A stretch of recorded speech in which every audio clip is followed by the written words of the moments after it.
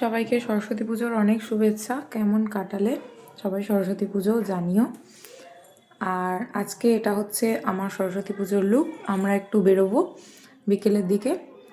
বাড়িতে আমার জায়ের ঘরে পুজো হয়েছে, তো সকালে ওখানেই পুজো দিয়েছিলাম। খুব সিম্পল একটু সেজে গুজে বেরোচ্ছি।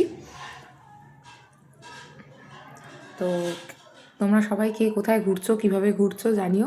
আজকে টুকটাক কোন কোন ঠাকুর দেখি সেগুলো তোমাদের সাথে শেয়ার করব, কতটা ঘুরি। তো দেখতে থাকো। তো বাড়িতে সব কিছু কমপ্লিট করে রেডি হয়ে বেরোতে বেরোতে প্রায় 1টা বেজে গেছিলো।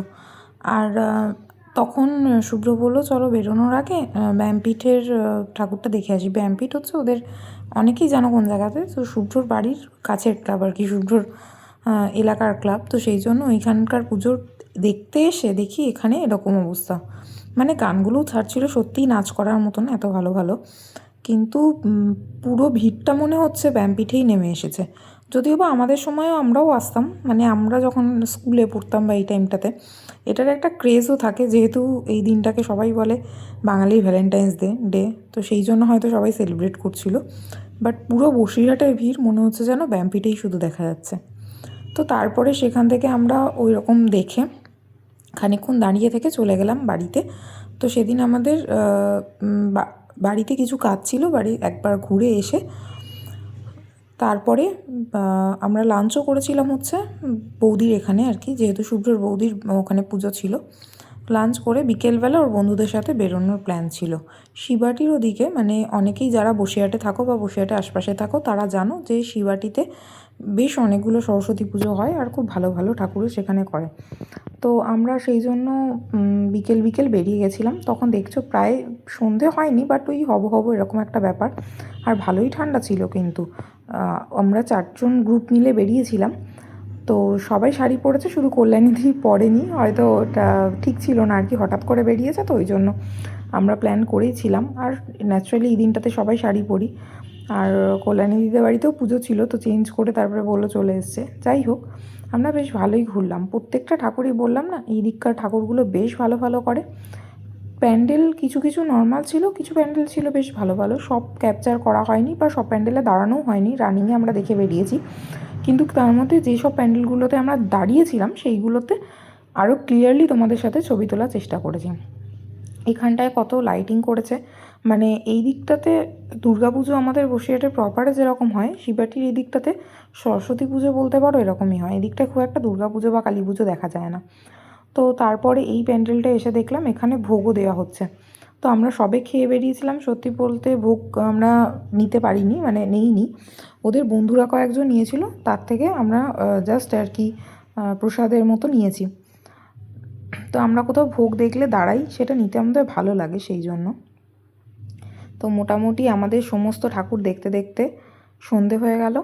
আর সন্ধ্যের পরেও আমরা সমস্ত ঠাকুর দেখা কমপ্লিট করার পরে আমরা গেছিলাম হচ্ছে ওই ইভিনিং নাইট যে ক্যাফেতে, ইভিনিং লাইটস, আগের দিন তোমরা এটার ভিডিওও দেখেছো।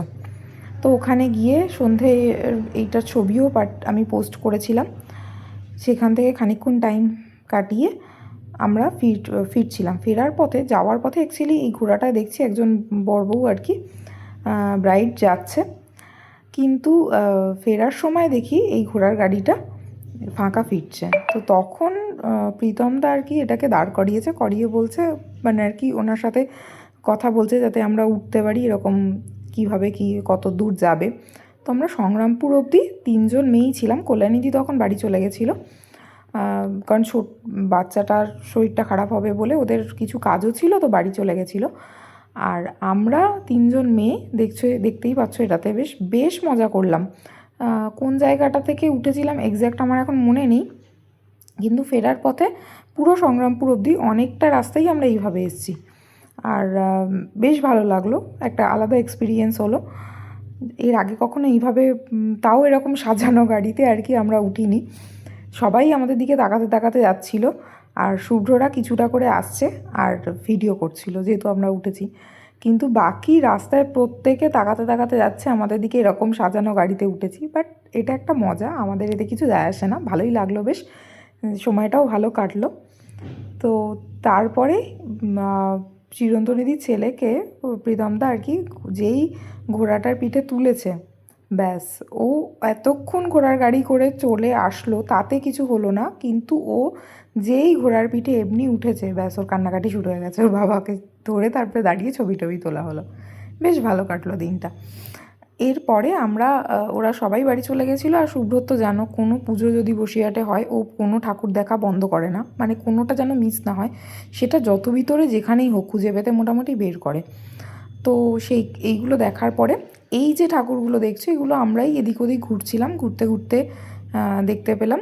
তো বেশ ভালো করেছে ঠাকুরগুলো। কয়েক জায়গায় চাঁদাও দিয়েছিল, সেই জায়গাগুলো খুঁজে খুঁজে গেছে। আর ঠাকুরের মুখটা এখানটা দেখো কত সুন্দর।